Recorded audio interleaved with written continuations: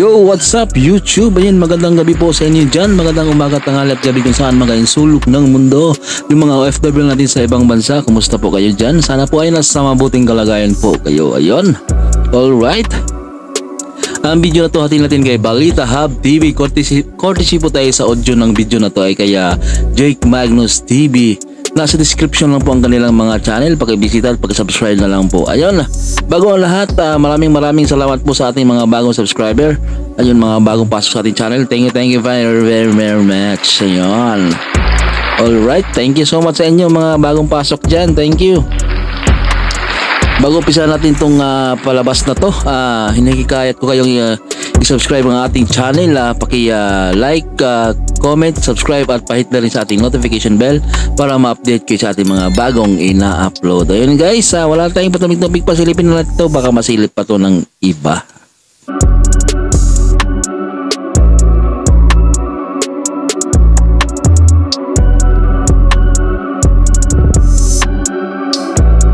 Trademark ng Itbulaga. So ngayon mga kababayan, may nangyaring hindi maganda.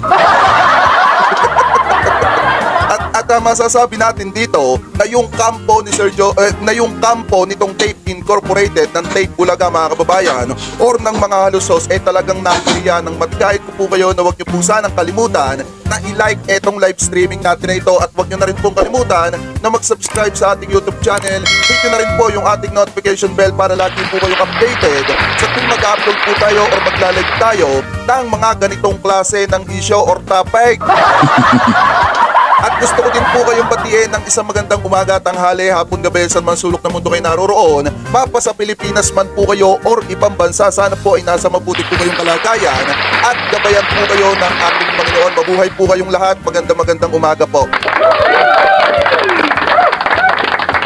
Anyway mga kababayan, na ito, punta na tayo sa pag-uusapan natin. Alam nyo ba kung bakit ko nasabi na itong kampo ng Tape Bulaga ng mga halusos mga kababayan ay napahiya ng matindi dito kay Sir Joey De Leon at yung trademark ng Itbulaga ay may pag-asa pang mabawi ng Team Joey mga kababayan ay dahil po sa balitang lumabas na ito. Ano po kahapon? Kung saan mga kababayan, basahin natin. Sabi dito, eto Tape tagilid sa Itbulaga trademark. O ibig sabihin, yan, tagilid ang ads. The creator. Sabihin mga kababayan, ibig sabihin ng tagilid. Ano po ibig sabihin ng tagilid? Tihado. Sabi dito, basahin po natin, hindi pa nakontento kasi itong tape. Ito yung hinaano ko dito. Yung mga tao kasi hindi marunong makontento, ito yung kinahihinatnan. Ay, shoutout kay Mami Grace Mirabenos Mega love shoutout po. Ito yung kinakahinatnan. Sabi dito, naghabol ang kampo ng Television and Production Exponent Tape Incorporated or Tape para harangin ang application ni Joey De Leon sa Itbulaga trademark, pero posibleng mabasura ito dahil tapos na ang paghahain ng oposisyon. Sa madalit salita mga kababayan, etong Tape Incorporated, alam kasi nila sa sarili nilang hindi kanila yon. Kaya kahit na-i-renew nila ng 10 years mga kababayan, pinipilit pa rin nilang maharang yung application nitong si Sir Joey De Leon. Kasi nga naman, pag na-approve yun mga kababayan, si Sir Joey De Leon talaga ang lalabas na may mas nagmamay-ari pagdating sa entertainment. Kasi nga yung kanila, for merchandising lang. Alam nila sa sarili nila yan. Kaya nga kung makikita nyo, di ba, nag-post dati itong si Mayor Bullet na sana makuha nila yung Class 41 ata yun. Mga kababayan na nagpapatunay na yung trademark na hawak po nila ay para sa entertainment, hindi po para sa merchandising. So ngayon mga kababayan, pinipilit nilang harangin yung kay Sir Joey De Leon dahil nga pag yun nag-proceed, at na-approve yung Class 41 ay pinaparegister nitong si Sir Joey De Leon, automatic siya yung magiging matibay na may-ari ng trademark pagdating po. Pagdating sa entertainment, hindi po ang tape. Kaya nga ang ginagawa nila, pinipilit nilang harangin yung trademark na ipinaparegister nitong si Sir Joey De Leon kasi alam nila na nangangamba na sila ngayon pa lang, alam nilang dihado na sila. Ang masakla pa dito mga kababayan, ang pinakamasakla pa dito, hindi na may possible na mabasura yung kanilang kanilang pagharang doon sa application nitong si Sir Joey De Leon dahil nga tapos na yung paghahain po nila yung paghahain nila ng kanilang pagharang o yung kanilang oposisyon mga kababayan. Yan ang sinasabi ko noon pa. Kung noon pa ibinigay nila yung trademark, hindi sana hahantong sa bumabagsak sila pa unti-unti. Okay, Teo Kotsulin, mega love shoutout ha. Okay, pakicomment ka kung medyo mahina yung boses natin. Press 1 kung medyo mahina. Shoutout po sa 324 na nakatutok po sa atin ha. Magandang umaga po. Sabi pa dito, napag-alaman sa isang source na naghain ng oposisyon ang tape noong Oktubre 2, 2023, 4 na araw matapos mapasok ang 30 araw na palugit sa paghahain ng oposisyon. So ibig sabihin mga kababayan, binigyan po ng 30 days etong tape incorporated or etong tape bulagta mga kababayan para maghain po ng kanilang oposisyon para harangin yung aplikasyon nitong si Sir Joey De Leon. Kaso nga lang lumampas na po sa due date ng 2 araw. Malakas na boses niya, todo na yung ano natin eh. Todo na yung speaker natin. Okay, Ma'am Rose Kuliman, thank you po sa nagbibigay po ng pakapi po ha. Thank you po. Thank you. Late silang nagkain dyan. Yun nga ang problema, di ba? Kung matatandaan nyo nga, bukod pa to ha, di ba pinasasagot din ng kampo ng TVJ etong tape incorporated para patunayan po nilang sila talaga kung paano nila kinreate, kung paano nila naimbento mga kababayan yung trademark na Itbulaga. Kaso nga lang wala po silang sagot doon. Ngayon mga kababayan, hindi ko lubos manahin na sa paghain lang ng oposisyon mga kababayan, na-late pa sila ng 2 araw. Oy, Teo Kotsulin, thank you po sa pakapi po. Thank you po, Teo Kotsulin. The best talaga kayo ni Mami Lynn Tamore. The best talaga lahat na nagpapakape. Thank you.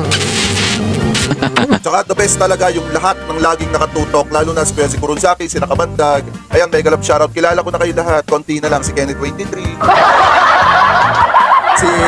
Si Inday, si Malditang Inday, si Inay Dexter, yan, makakilala na natin yan. So ngayon mga kababayan, hindi ko lubos akalain na kung talagang ikaw ang nagmamay-ari niyan, kahit pagkabigay pa lang sa'yo ng palugit, 2 araw pa lang mga kababayan yung nakakalipas, buhat nung bigyan ka ng palugit, nakapagpasa ka na agad ng oposisyon mo, ano po, or yung pagkapila mo or pagtutol mo doon sa pagpaparehistro ng isang tao ng trademark na alam mong sa'yo. Kaso nga lang, kung hindi sa'yo yun, mag-iisip na pa talaga ng napakatagal na panahon bago ka makapag-decide kung ilalaban mo ba yung alam mo namang hindi sa'yo. Yun. Ano po, so ipagpatuloy pa natin, sabi pa dito, ang Itbulaga trademark ay inihain ni De Leon sa Intellectual Property Office the Philippines or IPO Philippines. Ang kanyang aplikasyon number 4. O ito, number 4, 2023 00506771 ay na-publish for opposition noong August 29, 2023. Yan po yung sinasabi po dyan. So ngayon mga kababayan, ano po, ang problema kasi dito, hindi nila inihabol nung binigyan sila ng pagkakataon para habulin or para tutulan etong paghahain na to nitong si Sir Joey De Leon. Kaya ngayon, na-late po sila. Kaya ngayon, kung mabasura man, yung kanilang paghabol ngayon mga kababayan, kasalanan po nila yon, hindi po kasalanan ng Tito Biting Joey yon. Ha? Para maliwanag po. Okay, Mami Lynn Tamore, thank you po sa pakapi po ha. Thank you po. Thank you.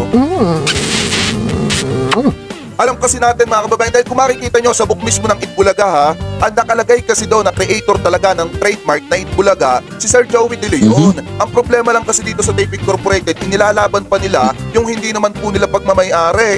Kam yung ginagawa nila, di umano.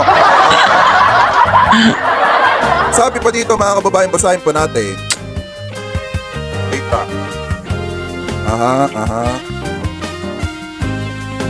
Sa isang erratium naman na na-publish noong Setyembre 1, 2023 para ituwid ang filing date na nakalagay sa bibliographic data pero malinaw na isinasaad sa erratium o erratum na this republication does not extend the opposition period. So ibig sabihin mga kababayan, wala po, hindi na po may extend yung ibinigay na araw doon sa tape bulagta or tape bulaga or sa tape ng mga halusos mga kababayan. Kasi akala siguro nila mga kababayan, kahit malate sila ng 2 araw, 1 araw, akala nila papasok yung kanilang paghabol. Kaso nga lang mga kababayan, meron nga tayong batas na na sinusunod. Ang problema kasi dito sa taga-Tape Incorporated, hindi sila marunong sumunod sa batas. Kaya yan yung napapala nila. sabi ko, mangyayari na to. Kasi alam nyo, kung hindi talaga para sa'yo, hindi para Yeah, sa'yo. correct. Alam ng Diyos na yan, Yes. kuha mo sa taong nagpakahirap niyan, hindi yan ipagkakalob Yes, sa'yo. correct. Kita nyo, mismong tadhana na yung gumawa ng paraan para mabasura or mabasura etong paghabol or pagharang ng Tape Incorporated sa application nitong si Sir Joey De Leon dun sa trademark. Mismong tadhana na ang gumawa ng paraan.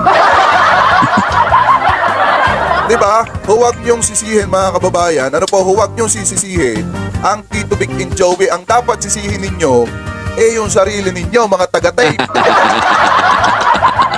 Kasi alam niyo na hindi para sa inyo, hinahabol niyo pa. Yan ang napapala ng mga di umano kamkam na tao.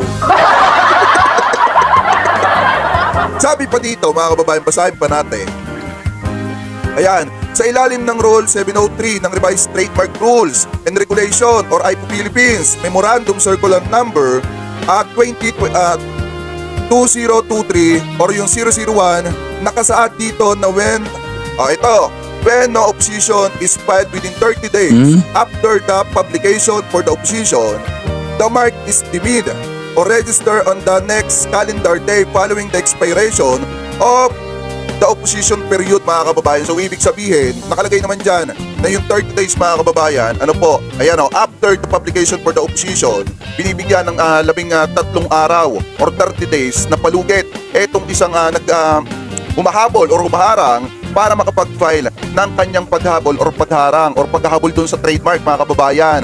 Binibigyan sila ng 30 days, kaso nga lang ang problema kasi dito, hindi nga umabot yung Tape Incorporated. Gaya nga po nasabi ko sa inyo, basta mga kababayan basta kinakamta mo or hindi ka siguradong sa'yo, Yes, talagang correct. matatagalan yung pagde-decide mo para makapagpasa ng pagharang dun sa taong pinipilit mong harangin na makuha yung para sa kanya. Ay, Diyos mo yung marimaro. Ayun. Naliwanagan tayo ha.